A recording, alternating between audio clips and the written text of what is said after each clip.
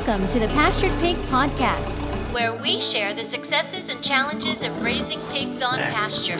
We talk to producers all over the country, from small homesteads to large commercial pasture operations. Whether you're new to pastured pigs or have been raising hogs for decades, we hope you hear new ideas and new perspectives on pasturing hogs. Here's your host, Troy McClung. Well, hello, everybody. Welcome back to another episode of the Pastured Pig Podcast. I'm your host, Troy, as Kelly just said. It's not like we have any other hosts around here. I am swimming in a sea of rain. West Virginia, I believe, is about reached its saturation point. If we don't get some dry and I can get my bush hog fixed, I broke one of the blades on it. If I don't get that fixed and get some dry, we are going to, we may have to napalm the valley. It's getting a little out of hand. But I guess it's better than the alternative. I'd much rather have wet and green and lushy versus drought. But that's what we're dealing with right now. My pigs are developing web feet. My chickens start to look like ducks. All these things are coming together. But as far as updates here, I'm recording these bumpers as I do these episodes. So I'm going to try to do updates that make sense. And, really not get bogged down in the weeds of it. It's not like you guys come to the podcast to hear me ramble on about what's going on here. It's more obviously of the guests that we have, and I recognize that. But so I'll just throw little updates off and on out there. So really nothing big as far as pastured pigs go here. We're actually, and this will be something we'll get into later, we're actually looking at doing a total reset, but we'll see. And don't even know what that even means just yet, but it's kind of a time to kind of stop and reassess and change gears in some areas. So we'll obviously document that as we go along here on the podcast and of course on our channel as well, once we figure out exactly what that means. So let's talk about today's interview. I was really excited to get Chuck from Sheraton Park Farms back on here. And Chuck's been on here multiple times. I've been to Chuck's farm. We've become good friends over the years. And he's going to be one of the speakers at our presenters at our homesteading conference in September up here in Charleston. So be sure to check that out, homesteading-ish.com if you're interested.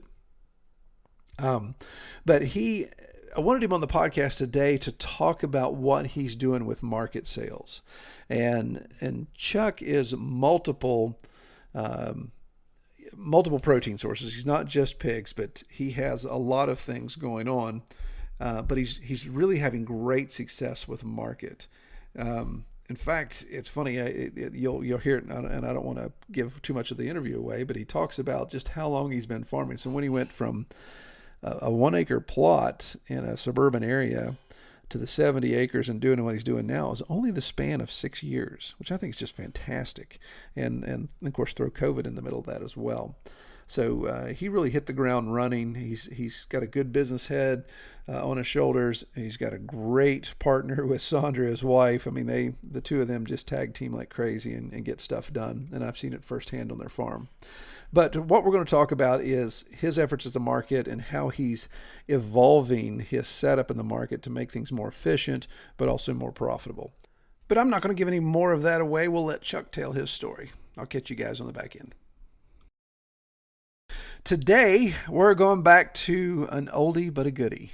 We're going south North Carolina. I'm not saying oldie as in this is an older farmer. I'm just saying oldie as somebody that I've known for a long time and had on the podcast several times and glad to have him back on. So before I dig myself a deeper hole, everybody say hi to Chuck Lewis from Sheraton Park Farms down in North Carolina. Welcome, Chuck.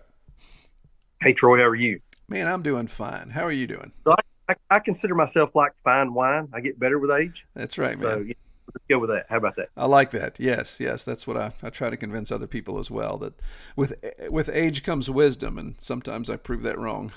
More times than not, I prove that wrong. Exactly. Okay, so the reason why we're having Chuck back on today, it's just fun to talk with Chuck, but Chuck's got a lot going on, and I thought it would be good to talk about his latest iteration when it comes to market. Now, Chuck's not a one-trick pony. He's not just doing pastured pork. He's got a lot of things, but this conversation is very germane to pastured pigs when it comes to getting our products out in front of our audience. And so first, before we go into the tail end, we're going to be sensitive to those who may not have started with us from episode 1 all the way to episode, 118, I believe. So they may not be familiar with Chuck. So Chuck, first let's do that. Give me the 40,000 foot elevation of Sheraton Park Farms, kind of how you got where you are and where you are right now. Sure. So my wife Sandra and I, we actually started farming in 2018, and just a little bit of a backstory on that. We were living on an acre that was basically driveway and yard. That was it. And Sandra, who is a fabulous cook, decided she wanted to do an internship at a butcher shop. So she found a lady that would let her come in and kind of learn the craft of butchery work. And she came home one day and she said, I think there's something to this local food, know your farmer thing. And I said, well, I'm sure there probably is. And I kept on scrolling through Facebook or whatever it was I was doing at the time. So a couple of weeks later, we were zooming through Netflix and we watched the movie Food Inc. I'm sure lots of folks have seen that. And that was my first introduction to Joel Salatin and the whole regenerative ag thing. And I said, daggone, I think maybe she's right. Maybe she's onto something here. Well, about that same time, I was in the middle of changing jobs. And so we were going to have to move because of my job. And we thought, well, if we're going to sell this property and buy some more property, let's buy a little bit of land so we can, grow some of our own food and feed ourselves and kind of follow some of this regenerative ag stuff. So we ended up buying just right at 20 acres south of Greensboro, which is about the third largest city in North Carolina. And on the week of Valentine's Day, 2018, I bought 40 broiler chickens and 6 pigs. And I would not recommend undertaking 2 enterprises that you have absolutely zero experience in to anybody at one time. That was fraught and ripe for disaster. So long story short, we ended up on that 20-acre farm for a couple of years. COVID hit. We had the opportunity to move back closer to home. We now own a 70-acre farm in the foothills of the Blue Ridge Mountains here in Wilkes County. Last year, we processed somewhere around 1,700 chickens, 70-some pigs, 30-some cattle, a couple thousand dozen eggs. And like we say around here, this has gotten a little bit out of hand. We do pasture broilers, grass-fed, grass-finished beef, pasture forest-raised pigs, pastured eggs, and we do a little bit of honey, not a whole lot, but just a little bit. So that's kind of where we're at and how we got here. Man, if ever there was a great modern example of the Matrix, take the red pill or the blue pill, you guys definitely do that, didn't you? So in a what is that? If I'm doing my math right, so in a 6-year window, you went from a small lot in South Carolina to 70 acres and just a ton of production in Wilkes County. That's fantastic. And yes, I've been to Chuck's farm. It is a beautiful place, and he's really blessed to have a tract of land like that. It's got the best of both. It's got enough cleared and rolling hills that you can do some good grazing, some nice flat, but it also has the nice privacy of the ridge lines around you, so you don't feel like a fish in a bowl. Yeah, at least that's we've been very blessed. Yeah, very blessed. That's the West Virginian in me. I don't like all this flat land where everybody's looking at you. So. Yeah, man, you gotta. So I've got friends, the people that I work with. I've got a lot of friends that live down in the eastern part of North Carolina. It's flat down there. I mean, it's flat. Yeah. And I ask those boys every time I talk to them. I said, when it rains, where does the water go down here? I got nowhere to go. It's all just flat. Exactly. So, at least we do have some drainage up here. That's right. Move it away. Cool. So Chuck had mentioned, obviously he just shot off a lot of numbers there, and we're talking a lot of production. So Chuck, how do you disseminate all of that protein to your customer base? How do you get it to them? What's your sales mechanisms? Yeah, so we've got a couple different sales outlets. Our primary sales outlet is farmers markets. This year we do 2 farmers markets per week. In years past, we've done as many as 4. We've done as many as 4, which became quite burdensome. I mean, that's a lot of work, and it's a lot of time away from the farm. It's a lot of time away from actual production. But our primary outlet is farmers markets. We do some on-farm sales, not a lot. We'll talk about how we're working to increase that in a few minutes, I'm sure. And then we also do quite a bit of bulk sales with some delivery. For example, week before last, Sandra took a whole cow and a whole pig to a customer of ours down in Atlanta, which is about a 5-hour drive. So we do some of that. but primary outlet being farmers markets. Next would be on farm sales, and then third would be probably bulk. Well, Yeah. bulk and on farm sales are pretty neck and neck actually. Yeah. Yeah. And do you guys, you have a web store, correct, as well? We do, yep. So we have a web store, and the way that deal works is during the wintertime when markets are off. Around here most markets close up somewhere around the October range, open back up April, May. During those off seasons, we deliver to our market locations for those customers that have been buying from us during the season. They can go online, place their order, and then we have an appointed meeting time, usually on Saturday morning, 10:30, 11 o'clock, whatever it is. They meet us at that site, swing by, pick up their bag, off they go. We charge them online, finish the transaction there. We try to make it super simple for folks. Yeah, yeah, excellent. So let's go back. I know you talked about it at the peak. You were doing as many as 4 markets. So let's use that, if you don't mind, as an example of what does a week look like for you and Sonia, because you don't have full-time employees, right? It's not like there's an army of people behind the scenes helping you. It's y'all, correct? It is us. We've had a part-time employee who's typically about 25, 30 hours a week. And then this summer we have another part-time employee that's come on, and she'll be here through probably the 1st of August. She's a student at NC State, which is our land-grant university. She's working on a degree in agriculture. She wanted to work on a farm for the summertime just to get a little bit of experience. She's about 20 hours a week. So, but primarily it's Sandra full-time. I'm not quite full-time because of my regular job, and then we've got 2 part-time folks. Yeah. So what does when you're doing the four markets a week, what does a typical week look like? Not only, we know obviously you got to take care of the farm chores and do those things, so there's daily contact with all the animals. Yeah. But prep, set up, driving to the market, actual setting up at the market, and then of course tear down, coming back. Can you give me just kind of a rundown of what 1 week would look like in that situation? Sure. So we'll kind of compare and contrast this to what we were doing to what we're doing now. So last year, for example, we had a market on Tuesday afternoons, and that was in a college town about 45 minutes from here. So Sandra would pack up the truck on Tuesday around lunchtime. That market ran, I think, from 4 to 7. She would pack up the truck around lunchtime. So about 2 o'clock, she would head out to the market, do that market for a couple hours, and then she was usually home by about 8:30 on Tuesday night.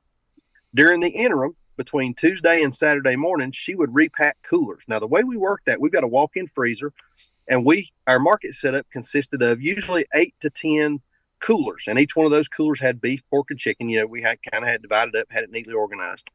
So during the interim, she would go into the freezer and would repack all of those coolers and get all the product in there and get them all set up and ready to go. Then on Saturday morning was our big day. She would load up a truck with 8 or 10 coolers, a tent, tables, weights, market box that had all of our tablecloths and signs and money box and all that kind of stuff in it. And then I would do the same thing. She would take off and go to a market in High Point, North Carolina, and that market ran from 8:30 to 1:30. I would leave and go to another market in Clemens, North Carolina. That market ran from 8:30 to 11:30. As soon as that market was over with, I would throw all my stuff on the truck really, really quick, drive 15 minutes down the road for an afternoon market, set all that back up, do an afternoon market from 1 to 3:30, and then I would pack all that stuff up, come back home. When she got home, and when I got home, we would put our coolers back in the freezer so she could repack those sometime over the next couple of days.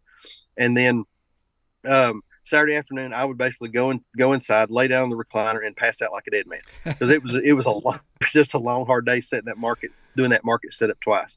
So we were doing 4 markets per week. Yeah. We were doing that last year. Yeah. And it was a lot of, moving the coolers. I mean, just having all that product and trying to move that product onto the truck, off the truck, onto the table, setting everything up 3 times. I mean, it was a lot of work, whole lot of work. Yeah, for sure. My goodness, makes me tired just thinking about all that. And of course there's a lot of duplication you've had to do there as well, right? Obviously with the signage and stuff, the fact that Sandra's going one direction, you're going the other. So there's duplication of marketing and signage and then maybe even some of the equipment when it comes to coolers and things. Because if you were both at the same farmer's market, you wouldn't need as much or have to duplicate some of those things at least. Yeah, we had two of everything. We had 2 tents, coolers. I think I think I've got 30 some red and white coolers out there under the shed right now. Double signs, we had to have 2 trucks. And believe it, that actually became a problem. I had a truck go down. I had a fuel system issue and had to borrow my father-in-law's truck. Ran it for a while. We got mine back, got it fixed. Then we had one of our other trucks went down. Had to borrow my dad's truck. Then so I mean, just the whole logistics of being able to move the stuff. Yeah. I mean, it was kind of being held together by a thread. You get one truck go down, and man, you're kind of sunk for the day. Yeah, yeah. So Chuck and I last year were talking about this, and really just just sitting around kind of brainstorming as friends, not in a professional capacity, but just sitting around brainstorming this and trying to figure out what are the options and different things, and kicked around some stuff, and then there was even some, like you said, Chuck, some of the markets were performing well, some were underperforming, and I assume, could you speak to that a little bit? I mean, it's got to be a little bit of a kick in the gut sometimes when you go through all that and you end up having a bad day at the market, or you're just not getting the sales that you expect, or the turnout because of weather. What are some of the variables you ran into that really affected sales that were out of your control? Well, so farmers markets are daggone impossible to predict. So we would go to market A this week and we would sell, let's say we would sell 10 pounds of chorizo. Okay. Chorizo's hot seller, man. We're packing heavy on chorizo. So this is what we're bringing next week. We go next week with 20 pounds of chorizo, you sell 1. I mean, so the markets were, to begin with, they were impossible to predict. So you kind of had to pack consistently, but weather is always an issue. If you get a little bit of a rain shower, man, people are just not going to come out. Seasonality. So the weeks of major vacations, Memorial Day, Father's Day, 4th of July, those weeks we typically would see a dip, but every once in a while you'd have a holiday weekend where people, the place was busting at the gills. And, how do you predict that? It was just impossible to figure out what to do.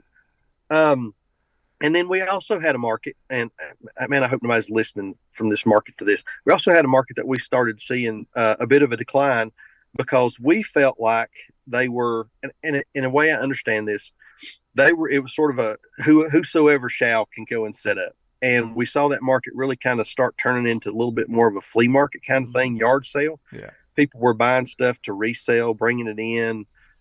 It wasn't handcrafted stuff. And so we saw the clientele start going down, because people that were originally coming to do their grocery shopping, now they were coming and they were seeing all this, trinkets, toys, and trash, and excuse me, and they decided to go somewhere else. So we started seeing a decrease in the number of folks that were attending that market, and that was a driving force for us to leave that one. So farmers markets are a fickle thing. There can be some politics. I'll put that in air quotes.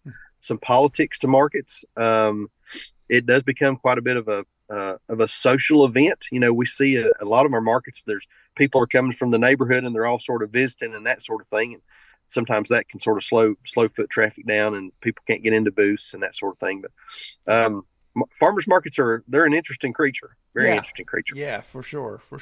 And so you said something there that I find interesting, and I want to get your take on this, because what we're running into with our weekly home delivery service, it's almost like when you make things convenient for people are always going to take the maximum side of that convenience, if that makes any sense. And what we discovered is, seasonality goes both ways, of course. As a farm producer and you're producing stuff on your own property exclusively, then there's a seasonality as well. Egg production drops off in the wintertime. Broilers aren't being processed from November to February or March or whenever, what your window looks like there. And so if you don't have enough inventory to carry you, or you start to run out of some of the specific cuts of things that become seasonal, then people they just can't seem to understand that, or it's a sharp learning curve for them to understand, well, how come you don't have as many eggs available, or you guys always seem to sell out? That's what we run into. January is like, why don't you guys have eggs available? It's like, well, I let my flock go dormant, and so we just don't have them, and that's just that's the way God made chickens. So, but then, so the seasonality, and then of course the weekly, being there every week, or this attitude. So I think I've told this story before on the podcast, but we had a lady that bought bacon from us. She loved the bacon. She goes, "Oh, I love this," and she'd get it once a week. And she did that for a couple weeks, and I keep telling her, hey, this is a finite item. We always sell out of bacon before we have hogs ready to go to the processor again at the scale that we operate.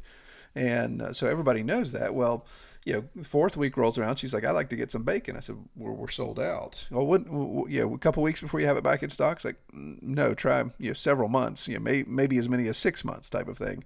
And and just trying to underscore that people don't want to buy in bulk if they think you're going to be there every week and think they're always going to have it, which is hilarious because after, like you'd mentioned, with COVID and the toilet paper run, you'd think people would still have that little bit of mindset. But I guess, you don't have to stick toilet paper in the freezer, so you got to have the storage space for it in the first place. But what are you seeing there as well? So you mentioned farmers markets ups and down. That was a long way to get to this question, but farmers markets ups and down. Are you seeing people coming each week and say, okay, Susie came and bought X amount of meat from me this Saturday, and next Saturday she's back buying the same amount, or does she buy a month's supply and come back and you don't see her for another month? So that really varies. And we have customers across the spectrum.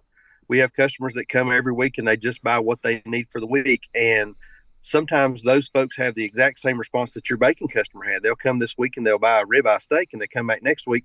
Well, I need a couple of ribeyes. Well, I don't have any. So you'll have some next week? No, honey, I won't have none for probably another month and a half because I don't have any more cows going. Right. So we have some of those kinds of folks. But we've also had a number of folks that have gotten savvy to that, and we've transitioned them into bulk customers. So we've had some customers that have come and they've not been able to get what they want, and we've talked to them about, you need to either buy in bulk, or you need to, place a pre-order so that we can get you on the list for these kinds of things. And a number of those folks, we've converted them into bulk customers. We've sold whole hogs, half cow, whole cow, bulk chicken. I had one customer. They were having trouble every week getting exactly what they wanted. They bought a whole cow, a whole pig, and 50 chickens. Man, that was a great sale. I mean, I love those. That's my best customer. Yeah. And they do that now about once a year. And so it's a lot of it is training the customer, really explaining to them how your operation works, how the flow of product goes, and also, excuse me, and also training those customers on buying some of the less desirable cuts and teaching them how to fix those into high quality meals. Right. Pork shank. That's one of the things. We always had this pork shank that was laying around. Nobody wanted to buy half the pig's leg. So Sonner came up with a recipe. We call it adult pork and beans, and it's pork shank, it's navy beans, it's some, different spices in a crock pot all day. And now I can't keep pork shank. I've got folks that are always looking for that. So there's, this direct to consumer thing that we do is a very relationship driven business. Mm-hmm.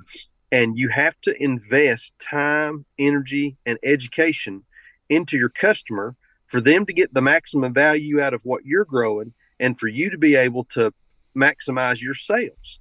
And I think that lots of times we gloss over that and we don't think about that. We just sort of approach it from the field of dreams. If you build it, they will come. Yeah. Man, that's not true. You've got to spend time with those customers.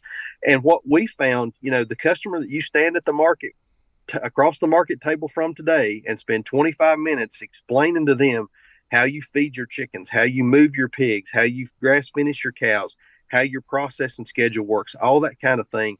That may not be a sale today, but in 4, 6, 8, 12 weeks down the road, that customer may come back and spend a couple $100 with you. Yeah. So I don't think that we've got to really impress the importance of really spending time with your customers and building a relationship. Yeah. And that is so key, Chuck. And I want to park on that for a second, because this is good. This will help people listening. You look at it from the direction we come with our online sales and home delivery service versus face-to-face at a market, at a tangible retail location, whether it's on the farm or whether it's whether it's at a market. So in our situation, we don't have that ability to interact with people. I have to convince people when they go to my website, it's like, okay, here's a video of this, or you can go to our YouTube channel. So hopefully there's a trust element. You see how we're doing things, and maybe that convinces you to buy at that point. But man, there's just, like you said, there's just no, you could throw a lot of money at trying to do what you and Sandra are able to do at the market with just interpersonal relationships, one-on-one discussions to say, yeah, I'll answer any question you got. And they get to see the farmer, they get to talk to them, they get to see that, you guys are nice people, you're approachable, all that. And that goes a long way, especially when people are going to pay a premium for something where they could go buy the much more economical junk food at Walmart or their local box store. So it's just that personal connection there. So I appreciate you pointing that out. I think that's really huge, and that's one of the key benefits, I think, of a market, is that face-to-face interaction. 100%. And really, and we've talked about it here at home, and I think that this is important to think about too.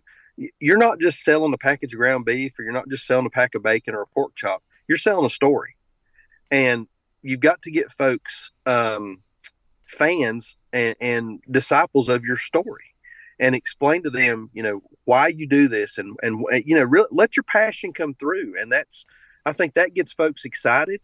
And then they feel like they have a stake in your dream and in what you're trying to do. And so the whole relationship thing, I don't think it can be underscored enough. Yeah.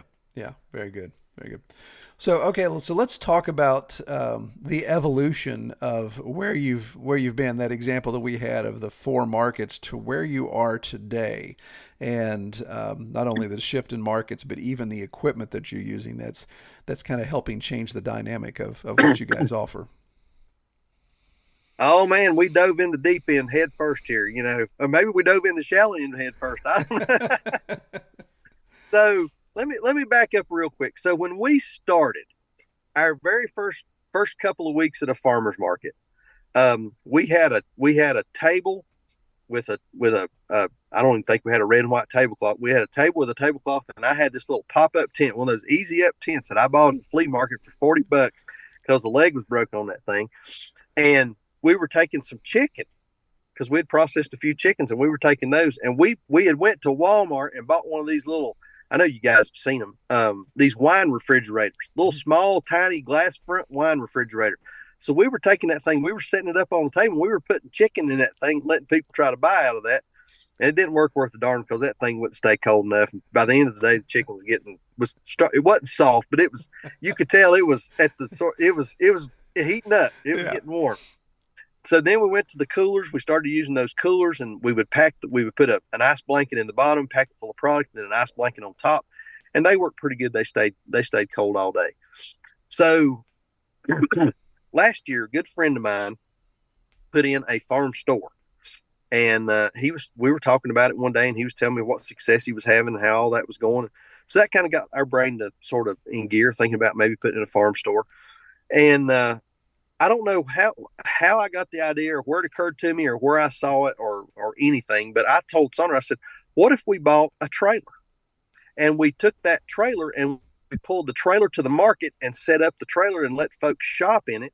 Then we could set it up here on farm too, and have like a little farm store, kind of a multi-purpose infrastructure kind of thing. So we started exploring that idea and thinking about it. And we found it's either a 14 or 16 foot, maybe 16 foot V-nose pull behind trailer, dual axle trailer on Facebook Marketplace. I think I paid about $4,200 for it, and it had and has some issues. It's leaked in the back. Some of the wall facing is kind of peeling off. I mean, it's not super, super nice. It was already wired, had electrical outlets. Lights, the whole deal, 30 amp service, the whole deal. So we picked that up, brought it home, went down to Lowe's and bought a couple of packs of this Pergo kind of interlocking floor, put a hardwood floor in it. Man, we got to look all countrified and stuff here. So we put a hardwood floor in that thing. And then Sandra ordered 3 freezers from Webster. We got a small, a medium, and a large. And we bought 3 of the sliding glass top freezers that have baskets in them.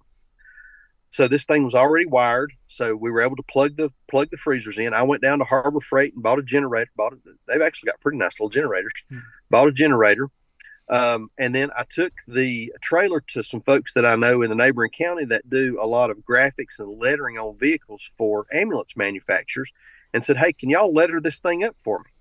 And so we put our name on it, pasture or locally raised beef, pork, and chicken mobile farm store, the whole deal. And so the way this thing works now is on Saturday morning, I back the truck up to that trailer. We hook it up. We pull into our market spot. It's got one of those big ramp style drop down rear doors. We drop that down. We've got some shopping baskets. We turn the lights on. We set our table up next door with our bagger and our cash box and a few other little local products. We can talk about that in a minute. Folks go up in the cooler or in the trailer and they shop those freezers. There's a beef freezer, a pork freezer, a chicken freezer. We've got some little shopping baskets for them so they can go in there and they can pick out the products that they want.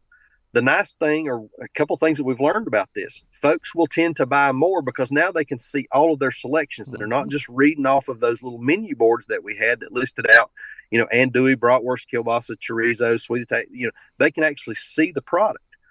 And also what we found is people will be in there walking around. They think they've got what they want. They look in the other freezer. Ooh, right there's some chicken breast. I believe I'm going to get some chicken breast too. So we've seen our per transaction sale number dollar figure actually go up since we've had this trailer because now people can see more of their options whenever they're in there shopping. We've gotten some great reviews. Folks seem to love it. They feel like it's a little bit more of a traditional shopping style experience. We don't feel as much like the creepy guy coming through your neighborhood selling Omaha steaks out of a cooler on the back of a truck kind of thing. Yeah.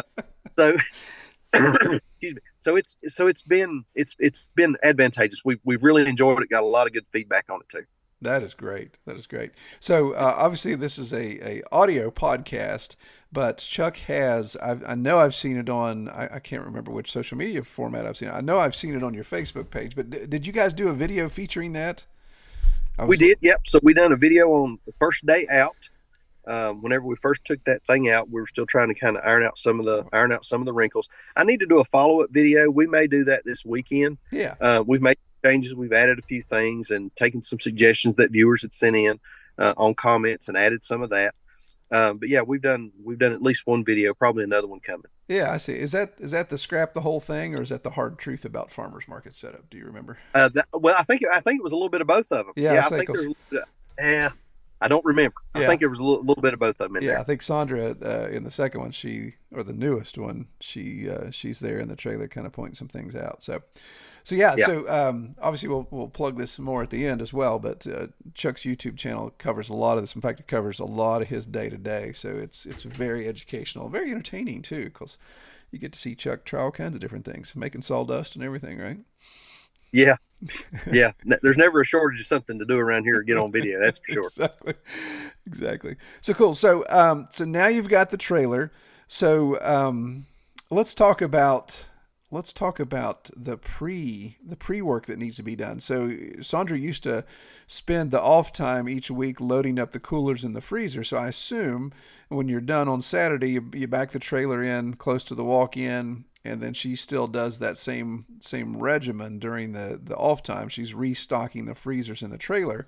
But the beauty of that is there's not a lot of lifting and tugging and loading up trucks going two different directions each week now, correct? Yeah, that's right. So when we get home on Saturday now, I back that trailer in out next to my walk-in freezer, and we plug it in. So all the freezers stay stocked and they stay plugged in. So they're and those things, they don't take a whole lot of juice. Mm-hmm. I mean, they pull a little power on, fire up, but once they're up and running, man, they don't take much. It don't take much at all to keep them going. And so we park that right next to under the shed with our walk-in freezer. So then during the course of the week, actually, she and I will go out and do it. It doesn't take us any time at all now to restock those freezers. We'll pull the baskets out because we keep a lot of excess product, a lot of extra product underneath the baskets. And we can talk about that in a minute too. So it's really quick and easy to be able to restock that thing. I've got a little rolly cart that we just roll into the walk-in freezer. I'll call out what I need. She stocks that cart and then she brings it out and we put it in the freezers. The nice thing is she don't have to bundle up like the abominable snowman and go in that freezer for a couple of hours while she's trying to pack those coolers. So that she really appreciates that part. But we just fill that cart up, bring it out, restock the beef, the pork, and the chicken cooler. I think last week, whenever we restocked it, it took us maybe 20 minutes together, and we were done. Yeah. So a benefit that we found by doing it that way, we can take more product now to a market than we were able to in the past. In the past, I was pretty limited by what I could get, in 8 to 10 coolers. Now with these freezers, there's a lot of excess space under those display baskets, and so we can get a lot more product in there. Great example. Years past, I would go to one of our markets in Clemens, North Carolina. That's our best market, and I could take probably about 30 pounds of ground beef. That was about all I could take. I might be able to squeeze a little bit more in, but about 30 was it. Wasn't at all uncommon for me to sell out a ground beef by 10 or 10:30, and I'm out. Sandra's at another market, 45 minutes away, and she's sitting there with 28 pounds of ground beef. She's not hardly sold any. So we needed, we needed that product back at that other markets because of demand. Well, last week, whenever we went to that same market, we packed 50 pounds of ground beef, and we sold out of 50 pounds of ground beef by 11 o'clock. So we were able to extend the amount of that product and serve additional customers because we were able to carry more product in those freezers than we had been in the coolers. So we're able to serve customers a little bit better now because now we can keep those, those high demand choices. We can pack heavy on those, and customers know if they're going to come by that we're probably going to have it, unless they just show up at 11:29 and we're closing down the thing anyway. Yeah. No, that's great. That's great. So it sounds like, I know we've talked about this. I think we talked about this before we actually hit the record button, but the fact that the way you guys are doing your markets now, you don't need to have Sandra go one direction and you go the other with the trailer. So there's not a fight for the trailer. You guys have reorganized what markets you're involved in, so you can have one setup at a certain time. Correct? Yeah, we sat down and we looked at our market sales and what was happening at the different markets. One of the markets that we done last year, they didn't reopen this year. It was a very, very small community market. There were only 4 or 5 vendors that did it. It was in the parking lot of the Methodist Church, and they were kind of doing it as an outreach, and they were taking the vendor fees and using that to buy food to provide for shut-ins and folks that were homebound and that kind of thing. They shut that down this year, so that was a market we didn't have to do. But saw kind of a declining in numbers in our sales over there. We figured, hey, we need the product over here. We could, expand and do, focus a little bit more attentively on the market that's growing and doing well. Kind of that whole 80-20 rule, really focusing our efforts on where we're getting the most bang for our buck. And another thing, I'm hesitant to admit this. Dadgum, Sandra and I like working together, and we like hanging out. We like interacting with those customers together. We kind of play well off of each other. There's some playful banter, and we get along. We like working together, and it was an opportunity for us to go back and spend more time together. So that was another big driver for it too. Yeah, I think I think you're correct in saying it. I think you worded it wrong though. I think you need to say that Sandra tolerates you. Yeah, no, that's great, man, and that is so key. And we all, especially with a homesteading, small farming mentality, we feel like we got to do it all. And we get to a point and say, well, if I don't do this anymore, then I'm actually admitting defeat. I'm backtracking. But it sounds like, I know when you guys at the end of the market season, you'll be able to sit down and look at the numbers, but it sounds like you're scaling down in the number of markets that you are involved in is actually going to increase profitability and free up more time for you to do other things that need to get done on the farm that could possibly be revenue generators as well. So that's fantastic. You're exactly right. We've gotten our Saturday afternoons back. Yeah. Now instead of her getting home at 3 o'clock on Saturday afternoon and me getting home at 5, we're both back here by 1. And so we've got all Saturday afternoon to, work around here or, go out on date night or, do something fun or whatever. So it's really improved. It's really improving our quality of life, quite frankly. Yeah. And you're exactly right. And I think, and this applies not only to markets, but I think it applies to enterprises too, whether it's chickens or rabbits or pigs or cows or whatever. As a homesteader or a farmer, if you find something's not working, letting that thing go is not admitting defeat. It's being smart. and focusing your time on what does work. Yeah. We done rabbits for a while. We found we just didn't like rabbits. It was taking up time. We let it go. This market was a suck on our time. We didn't feel like it was profitable for us. We let it go. So, man, it's okay to back up, punt, reevaluate, and do something different. There is no shame at all in that. None at all. Absolutely. Yeah. Yeah. Because you can drive yourself crazy just doing the same thing over and over again. So Chuck, let's get down to because I think people that watch the channel, people that obviously listen to this, they're going to be like, okay, this is a great idea. This isn't Chuck's exclusive epiphany, but he's really coalescing it to something that we can now think, does this make sense for us for our market? So for those people that are now there, you've got them thinking, okay, it's time to go do this. This makes a lot of sense. What would you caution them on? So maybe we can go through cost. Maybe we can go through some things that you guys have discovered right now that maybe, hey, make sure the market's okay with this. You got the sound of the generator. You got all these type of things, the larger footprint that the truck takes and the trailer takes. What are some of those cautions you would give to people that are ready to go buy that trailer and do the same thing now? Yeah. So first off, I think you need to make sure that you've got a market that's going to be able to help you pay for this.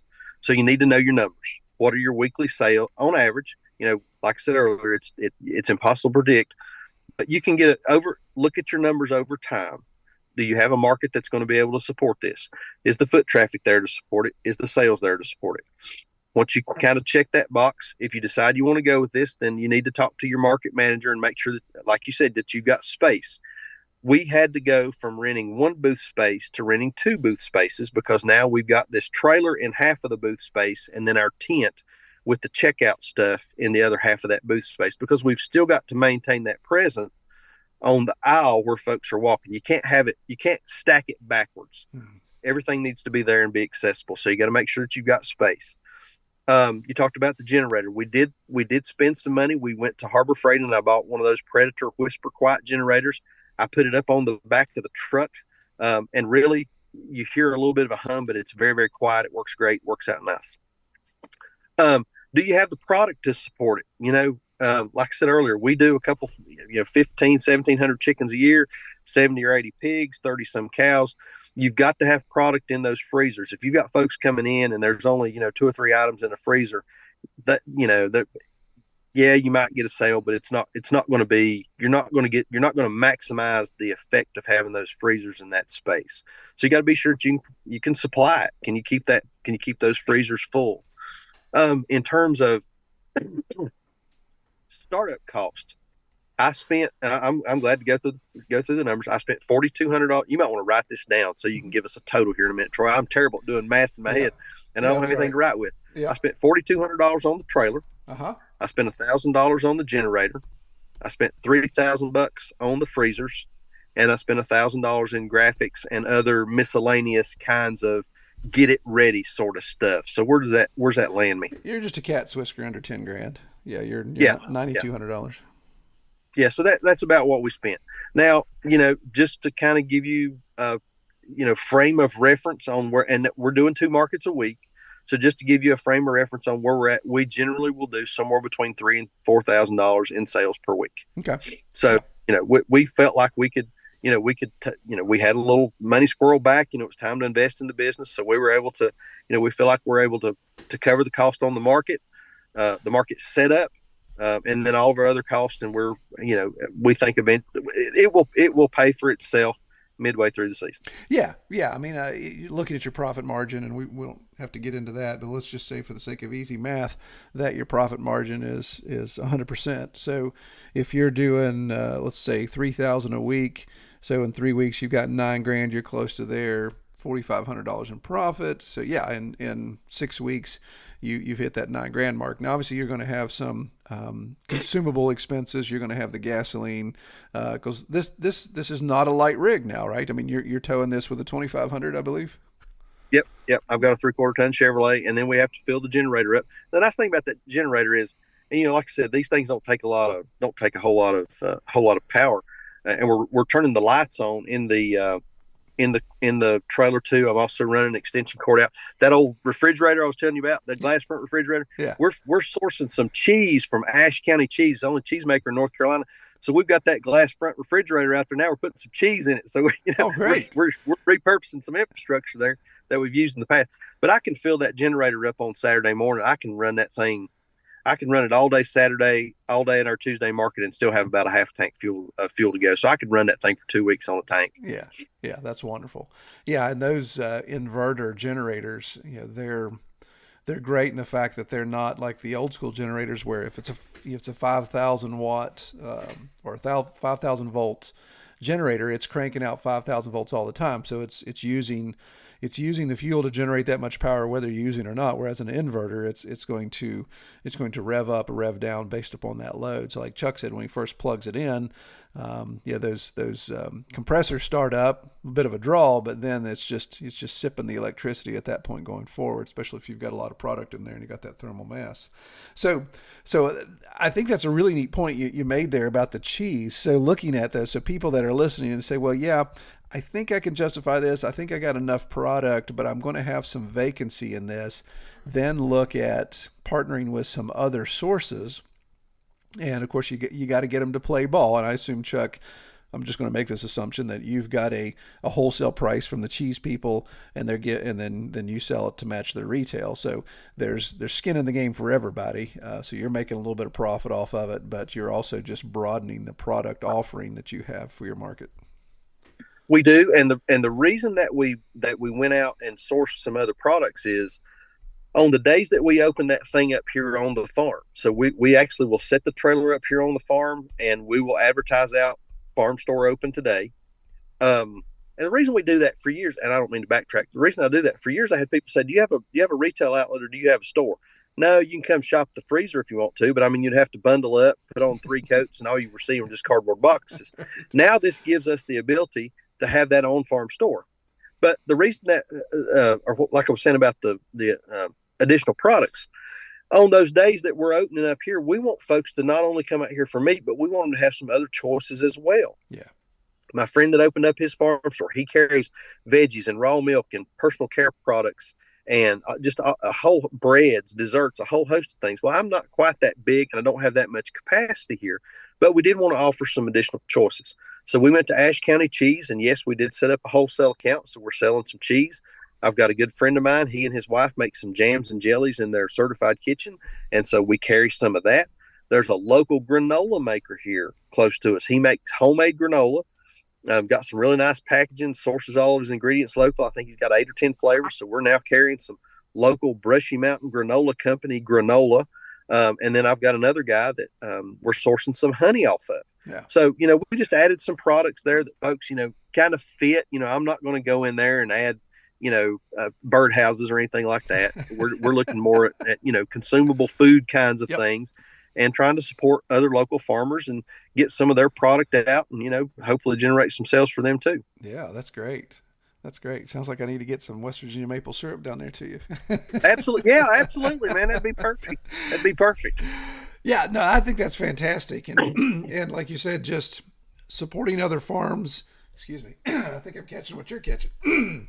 Supporting other farms and being able to make a little bit of money off that, so it justifies the expense of the cooler, keeping that cool, the retail space it's taken up, the weight, all that type of stuff. So everybody wins in that situation. And of course, since you're branding it or you're leaving their brand on it, then it becomes an opportunity for them to say, oh yeah, XYZ Cheese Company, that's cool. That's great to know that they're here. So give me some details. What's the parameters around when you decide to open the trailer up as the farm store there on property? Are you doing that around special events? Are you trying to do a seasonal thing, calendar thing? So we're trying to iron that out. So the first couple of times that we opened it up because it was some Saturdays that we didn't have a market. We had just got the trailer. We'd had sort of an opening day or a community day. We went and set up, and then we had a couple of sort of fallow Saturdays. So we opened up there. We've got to figure that out. We would like to get kind of a consistency, maybe a Friday from, noon to 7 or something like that, so that folks kind of get in the mode. So we've had the farm store open 3 days here on farm. None of those days were just kind of blow your socks off, for a couple of reasons. Number one, we've got to get people trained. People have got to learn that we're open, learn that we're here, that they can come out and do their shopping, that it's okay to come to the farm. So we got to train folks. Number two, I'm not right off the side of the highway. Right. I'm not like super easy to get to, but I take inspiration from folks like Joel Salatin and Jordan Green, who also are not right on the side of the highway, but they still attract people into their store. So what we're trying to do and what we're thinking about doing is sort of combining the store being open with more open house of the farm. So come out, see the farm, walk the farm, see the pigs, see the chickens, see the cows, uh, you know, collect an egg, figuring out some of those special events and having that store open whenever there's something else going on.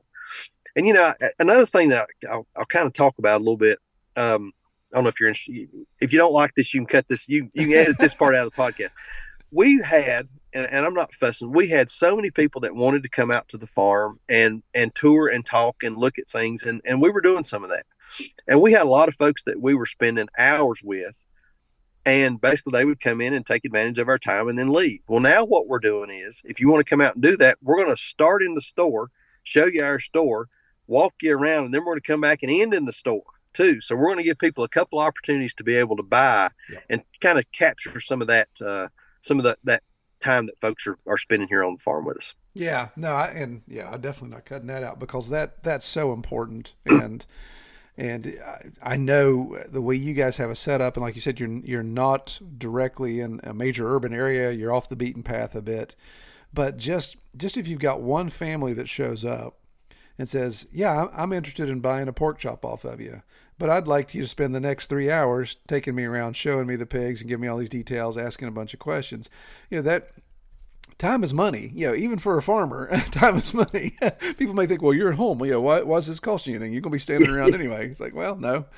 But yeah, taking that situation, saying, okay, we got to have some grace here and we got to have some balance. Yes, we want to educate people on the food. And maybe people are looking at, can I do something small scale on my own? So they want to get that motivation and some ideas.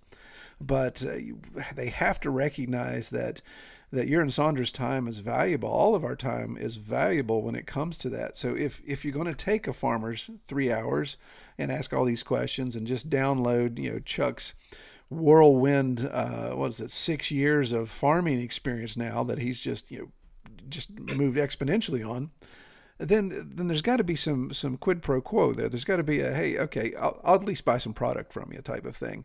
So yeah, you'd like to think that people have that common sense, and I would say most people, most good rural people do. Sometimes you get some people that don't, and you gotta. So yeah, I like what you're doing there, putting some measures in place to say, okay, we're going to limit this, or we're going to set some hours, or we're going to have a specific flow.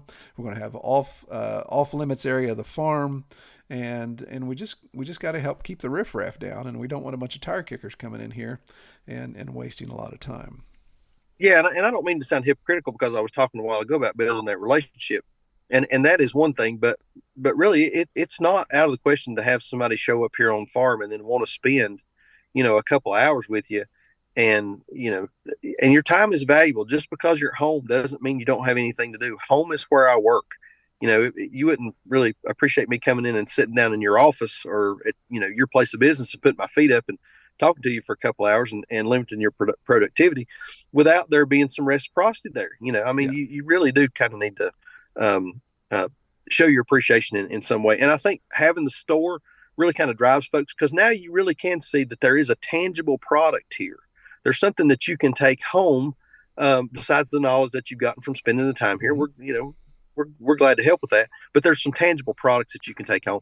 Having that store has really opened that opportunity up because we've got the food products in there. We've got a little bit of merch, some hats and that kind of stuff. Yeah. So it does give folks an opportunity to pick up something, a souvenir, or something to take home from the farm, and it works. I think it's going to help iron some of those wrinkles out. Yeah, no, that's fantastic, and I love the idea, or what you said there at the beginning of just educating the customer on that, to say, hey, we start getting into a rhythm and we have this set up and we have these type of interactions, then as the customer base understands that more and more, then that Friday afternoon can become more profitable. And the beauty of that, like you said, is you're not moving the trailer, you're not moving any product around. You're saying, come over here, this is where the trailer's parked through the week, and you can peruse and go through it, and like you said, that's the nice thing about having this thing on property is you can generate some sales here, without there being the outlay of time and fuel to move it to the customer. The customers can come to you, and we're really hoping over time that will sort of build and grow. We have aspirations of building a formal on farm store, being able to expand some of those product lines and some of those local offerings and that kind of thing. But this really was kind of a test in the concept. Is the concept of an on farm store, does that work? So now we've got to work through, getting people trained, getting folks out here, opening it up, seeing if it's going to work, and that'll help drive our decisions on down the road. I'm glad to invest into our business, but I don't want to invest foolhardily. I want to make sure that we're making good, solid investments that are going to pay off over time. And if we set this farm store up and we just, you can't go out there and grab them by the collar and drag them in, they're not going to come, then maybe building something on site is not the way to go. Yes. So this helps us kind of drive that decision and make a good decision on it. Yeah, that's huge, Chuck, and I think we can't let that go without underscoring that. So having the trailer here, testing the on-farm store, like you said, is a great model to try before you pour the first thing of concrete or you nail the first board up for a permanent structure.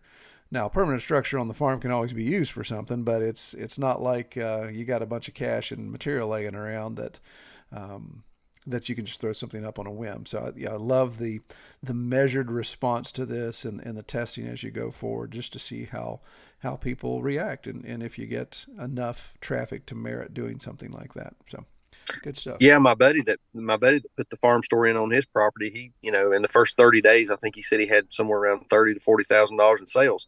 And those kinds of numbers you'll get stars in your eyes over something like that. Yeah. The difference is he's about 3 miles off of Interstate 85, which is a major interstate going through the center of North Carolina, and he's where he's located.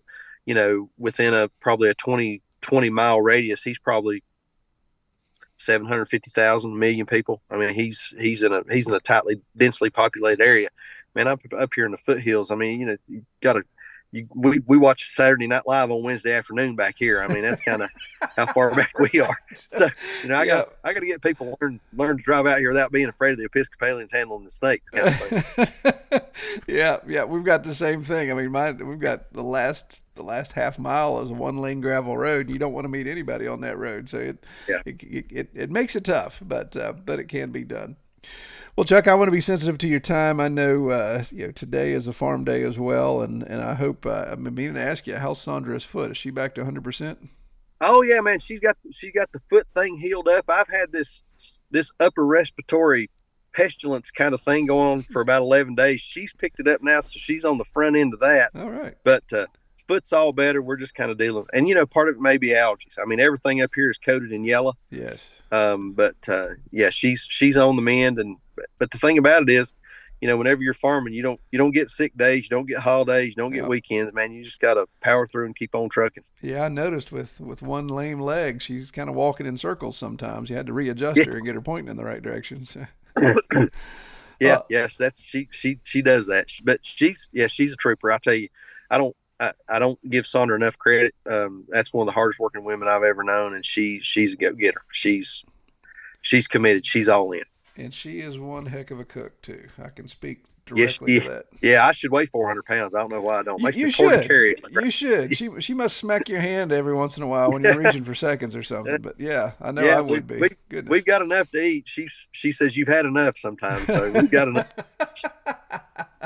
That's great. Well, man, before I let you go, how can people find you through various online social platforms? Yep. So we're on all the biggies.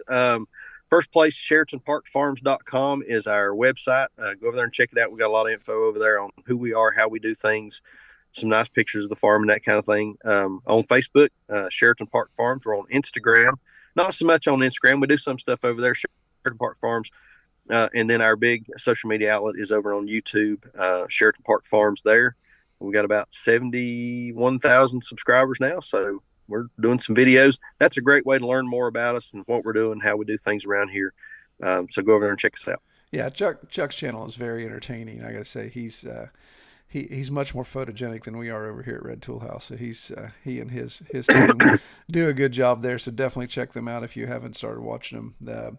And not only entertaining, but really good insight in pastured operations, because as he's already mentioned, he's covering the gamut. So from the beef down to the chickens and the pigs, all of that. So it's really neat to see how he's doing that in tandem. Well, man, I really appreciate you coming on. It's good talking with you. Anxious to see you again. Hopefully I'll see you before September, before the Homesteading Festival. But if not, at least we'll see you in September. Yeah, man, looking forward to it. Appreciate you having me on. I enjoyed it. Well, I really appreciate Chuck coming on the podcast. I just really enjoy talking to him. It's been neat developing that friendship over the years with he and Sandra. They've got a really neat thing going on down there in North Carolina. So be sure to check them out on their YouTube channel or Facebook page and see what they've got going on. And as I mentioned in the interview, we've got our Homesteading-ish conference coming up in Charleston, West Virginia in September. If you want to know more about that, just go to homesteading-ish.com. And we have tickets on sale right now. And I believe the tickets are just $60. So Joel Salatin, Sean and Beth Doherty, Josh Draper from Stony Ridge Farmer, Chuck, me, Nathan from out of the Woods. He'll be talking sawmills. So it'll be some really good stuff, very applicable to Appalachian homesteading. All right, well, that'll wrap it up. I pray you all have a great week. Take care. We hope you have enjoyed this episode of the Pastured Pig Podcast. To learn more about our podcast or to submit topics or recommend guests for future episodes, visit redtoolhouse.com.